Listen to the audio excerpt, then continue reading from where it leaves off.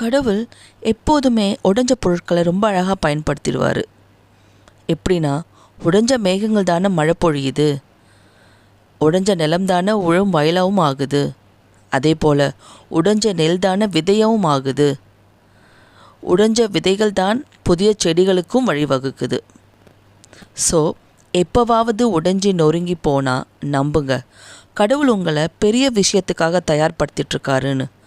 அந்த பெரிய விஷயங்களை நீங்கள் சரியாக ஹேண்டில் பண்ணுறதுக்கான ஒரு ஒத்திகைன்னு கூட வச்சுக்கோங்களேன். ஜெயிக்கிறதெல்லாம் ஒரு மேட்ரே இல்லைங்க. ஜெயித்தவங்க ஒரு முறை தோற்று போனால் உடைஞ்சு போயிடுவாங்க.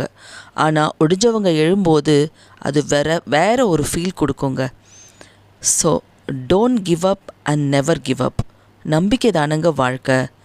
இந்த பதிவு உங்களுக்கு எல்லாருக்கும் பிடிச்சிருக்கோன்னு நினைக்கிறேன். பிடிச்சிருந்தால் லைக் பண்ணுங்கள், ஷேர் பண்ணுங்கள், கமெண்ட் பண்ண மறந்துடாதீங்க. சப்ஸ்கிரைபும் பண்ணிக்கோங்க.